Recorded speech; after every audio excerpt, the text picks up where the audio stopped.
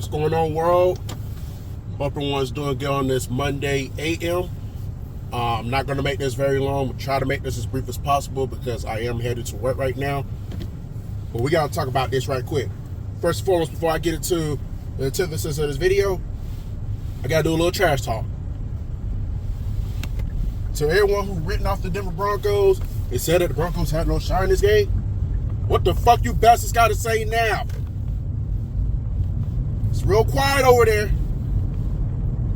Alright, now we got that out of the way. Denver Broncos defeated the Green Bay Packers 34-26. It was a good game. Basically a tale of two halves where the Packers being the better team in the first half and the Broncos being the better team in the second half. Now, gotta give credit to the Packers. Like I said, they played good. Jordan Love was on his A game for the most part, especially in the first half. He was having his way without defense. Couldn't really get to him. We had a little pressure, but we couldn't really get to him. And it looked like it was about to start off bad for the Broncos because on the very first drive, RJ Harvey fumbled the ball as the drive was going good, which kind of led to the Packers score. But the one thing that the defense did do right, for the most part, early on, was keeping the Packers out the end zone. Held them to about 4 field goals overall. So that's a stat line I like to see. I don't think the Broncos kicked any field goals at all. I think every opportunity we got to score was a touchdown. So that was good to see. But Packers were playing as a better team in the first half. Then the second half, they go on to score a touchdown and go up by 9. Broncos come out and go 3 and out. And then I was thinking to myself, I said, we cannot let the Packers score a touchdown because they score a touchdown on this drive.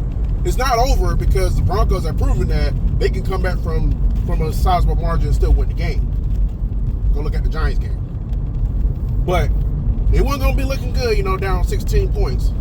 But, we had some time to come back from that. But thankfully, the game changer was the interception, PS2 picking out Jordan Love. And also, speaking of PS2, let me go ahead and say this too. Christian Watson, Michael Parsons, speedy recovery. They both got hurt in this game. It's unfortunate. You don't like to see injuries. PS2 got hurt too, but he managed to come back. So, and I think Riley Moss also got hurt, which let me go ahead and speak on Riley Moss. Riley Moss has to be one of the most complicated players to figure out in the National Football League. 1 minute, he's deflecting passes, breaking them up, causing turnovers, getting interceptions. He's making us praise the fuck out of him. And then the next minute, he's committing senseless defensive pass interference penalties. And it makes matters even worse. Sometimes when he does this, it'll be on the third down when the defense forces a 3 and out. So therefore, the defense has to stay on the field. And because defense has to stay on the field because not only, the defense has to stay on the field because we wind up being an automatic first down. And we get frustrated when we're like, get him off this team. I don't think Riley Moss is going to go anywhere. But, he's just one of the most complicated players to figure out. Like, 1 minute he's making plays, next minute he's committing pass interference penalties to keep the drive alive for the opposition. Thankfully, it did not come back to bite us in the ass today, though. He came up clutch when he needed it. He also got an interception, too, so that was good to see later in the game. But, Christian Watson, Michael Parsons, speedy recovery. The same thing goes to Patrick Mahomes. Even though I don't like him, he's been a thorn in my side the last couple of years, but the fact of the matter is, they're human just like we are. They, a lot of us, we go out there play the game of football. We may get injured. We may not come back from that. So, so I do wish them a speedy recovery. I'm not going to apologize for the Chiefs missing playoffs. Fuck them. I'm glad they're out. I know the Chiefs win over the Chargers would have been beneficial for our AFC West hopes. But like I said in the post last week, just keep winning ball games, Denver Broncos, and you don't have to worry about what's behind you. You just keep winning. That's all you can do. But with that being said, I am glad that the Chiefs are out. This has been a long time coming. Like I said, I don't like seeing injuries. I don't like, regardless if I like you or not. So speedy recovery to you, Patrick Mahomes. And he's gonna be out for the rest of the season too. So the Broncos will not be seeing him when they head out to Arrowhead in a couple weeks. And then again, since the Chiefs are out, there's no guarantee he wouldn't be playing anyway, though. So who knows? But back to the game. After the turnover, after that interception by PS2, that's when the momentum shifted towards Broncos full time. Started to force a couple 3-and-outs. We got a couple sacks. One by Tillman, one by I think it was a split sack between Nick Bonito and Zach Allen. Tillman did get a sack, and there was one more sack too. I can't remember. It wasn't Franklin Myers. Who was it? But nonetheless, let me get over. Cop right there. But yeah, had about 4 sacks yesterday, so that was always good to see. I know some people are going to gripe about, it took it to the second. It doesn't matter if it took us to the second half or not. The fact of the matter is, those sacks are on the board and they do count, and they're one step closer to getting that record. I think it's still 72. They have 4, so I believe it's puts about 57 or 59. It's somewhere in that ballpark. So yeah, we're gonna see what happens, because got 3 games left. We're gonna see if the Broncos are capable of getting that record. If not, then it's okay. It would be nice, but it's not a big deal if they don't get the record. So, but I will say this. But it would be nice to have them. But 4 sacks yesterday, 2 interceptions. Bo Nix played really good. Bo Nix was on. I know some of those passes were short passes, but he was extending plays and making them. I think it was a stat line where he had more touchdowns than interceptions. Not interceptions, incompletions. So yeah, that was good to see as well. He went over about 300 some odd yards, 300 some odd yards, 4 touchdowns, and not a single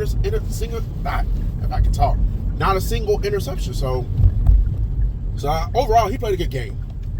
RJ Harvey, outside of the fumble, he also played pretty good too.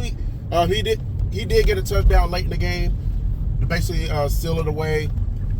And once we got to the fourth quarter, the defense got off the field, but then our offense kind of stalled after the 2-minute warning, put the defense back on the field, and thankfully the defense persevered 4 and out and went on to close out the game. So the Broncos wound up winning 34-22. It was a great win overall. I got no qualms with it.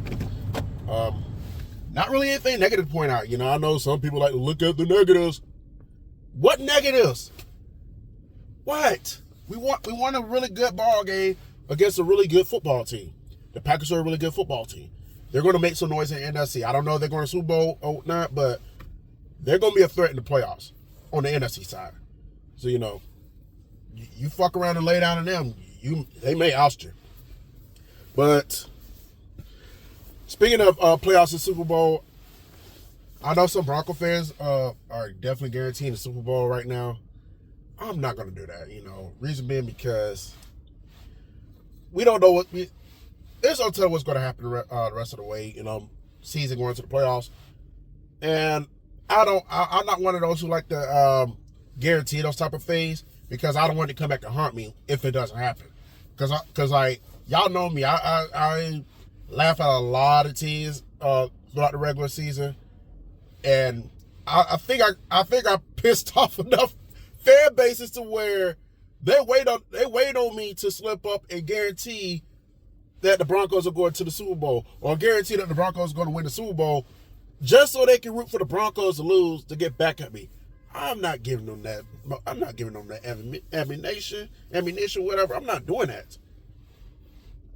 I'm not going to do that. It's going to be over their face.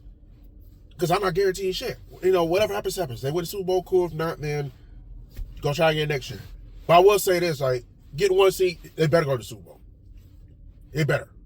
I don't want to hear anything about, this, that, and the third. No. If you get the 1 seed, you better go to the Super Bowl. Broncos still in a good position to get that 1 seed. The Patriots lost yesterday. Honestly, I really don't give a shit because, like I said last week, you control your own destiny of everything. Win the AFC West, clinch the 1 seed. You're in the driver's seat. All you gotta do is win your ball games. Now, if you get a little help along the way, then cool. I'm not gonna I'm not gonna sit here and be like, fuck your help. It was beneficial. So yeah, Bills, them beating the Patriots was beneficial to the Broncos because it does give them a little cushion. So I'll take that. I'll go that far. But yeah, the Broncos did clinch the playoffs yesterday. So with their win, so that we in the dance. First team in the AFC to clinch, but we're not the first team overall because the Rams also clinched yesterday too. First team on the NFC side. All they have to do is beat the Lions and they're in too. So yeah, Broncos and Rams are in. But yeah, I will say this: I do believe this team has a capability going to the Super Bowl. The defense is definitely Super Bowl ready made. The offense is coming along. Granted they had a little sputters here and there, but nonetheless, the offense is not fucking it up for us. They're not. So because if they was fucking it up for us, the Broncos would not be 12-2 right now. So they're doing, even if the defense dominates, the offense is doing their part and making sure they play precision football and make sure they get at least a touchdown or two to ensure that the Broncos win the game. So can't be mad at Bo Nix. You can't be mad at the offense. Nobody likes to see turnovers on offense, that's for sure. They're not like seeing that from RJ Harvey. But we shut that off really fast. And by the way, Bo Nix is my motherfucking quarterback. I don't give a fuck who don't like it. I know some people like to hate on him, saying he's not good. 303 yards, as a matter of fact, because somebody said he had the Denver area code 303. So 303 passing yards and 4 touchdowns. That don't scare a sorry ass quarterback to me. Bo Nix knows what the fuck he's doing. Does he have bad games? Of course he does. And when he does have bad games, I get on to him. But when he has good games like this, what's there to say? Except he played good. It's just how it is. But nonetheless, yeah. Great win, though. That's all I'm going to say about that. Today we're going to relish this dub. I still got some beer that need to be drinking up from yesterday. So we're going to do that when I get home. Come tomorrow, it's all about my Carver Tigers, high school football, championship game tomorrow, up in the A. I'm going to be there in person. We're going to see. I'm going to try to make this sign for the game. So we're going to see if they accept it in. But if not, then it is what it is. Then come Wednesday, it's on to the Jacksonville Jaguars. I'm not if it pushes the Broncos closer to a 1 seed, then cool. But I'm just going to be focused on the Jaguars. Let's beat the Jaguars. I will say this. If the Broncos beat the Jaguars, the Broncos beat the Jaguars, and the Chargers lose to the Cowboys next week, then the Broncos will officially clinch the AFC West. Then at that point, we can really start talking about the 1 seed. But we got to see though, because the Cowboys, they did not look good last night against the Vikings. Ironically, they lost 34-26, just like the Packers did. So we'll see if the Cowboys can come through. They did come through once by beating the Chiefs. We'll see if they can come through again by beating the Chargers. It's going to be a tough task for the Cowboys. We'll see, though. Chargers are looking pretty good right now.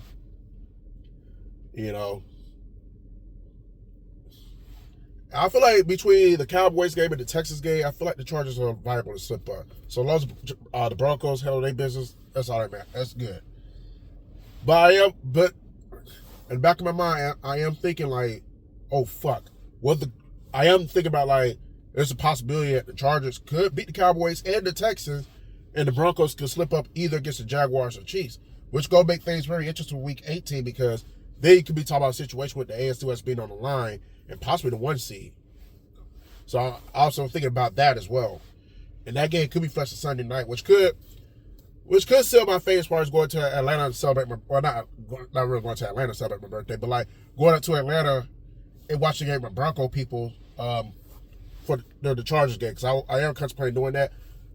But the Broncos need to go ahead and wrap up the AFC West. So that way that game don't get flexed to Sunday night. I am disappointed that this game against the Jaguars did not get flexed to Sunday night. I feel like this should have got flexed. This is a really good game coming out, You got the Broncos trying to clinch the AFC West. Jaguars, on the other hand, trying to clinch the AFC South. They're in the driver's seat over there. Jaguars still have a legit chance of the 1 seed. I don't think it's going to happen, but they're still in the mix. And if they beat the Broncos, they definitely going to be in the mix. So definitely can't come up. Definitely got to show up against the Jaguars. But I do feel good that the Broncos are going to win this game. It's a home game. The Broncos haven't lost at home since God knows how long. And look, the Broncos are going to lose at home again real soon. I mean, not real soon, but like the Broncos are going to lose. Broncos going to lose at home again in the future. It's going to happen. The Broncos are not going to win every home game forever. But I don't anticipate that being this upcoming Sunday, though. I think the Broncos are going to handle their business against the Jaguars. I'll try to talk more about that later on in the week if I have time. But anyways, that's going to do it for this edition. So I'm going to wrap up out of here. So y'all have a good week. Let's go deep, Denver Broncos. Let's go Carver Titans. Go win this time tomorrow. Holla y'all later. All right, let me go ahead and correct myself on one thing. The Denver Broncos actually had 3 sacks yesterday, not 4. I said 4, it was actually 3. It was actually Jonathan Cooper who was credited for the sack along with Zach Allen, not Nick Bonino. Nick Bonino had 0 sacks yesterday. And the other play I couldn't think of that actually had the first sack of the game was Jonah Ellis. I don't know how in the way I keep forgetting about Jonah Ellis. Like, it's easy to remember the defensive line when they get one, but it's like when the linebackers do, it kind of blinks my mind. But yeah, after going over and doing some more research, it was Jonah Ellis with the sack, obviously Dondre Tillman, and that last sack was a split between Jonathan Cooper and Zach Allen. So I just want to make sure I correct myself before anybody else doing the comments. But yeah, I'm going to head up out of here now, so y'all have a good one.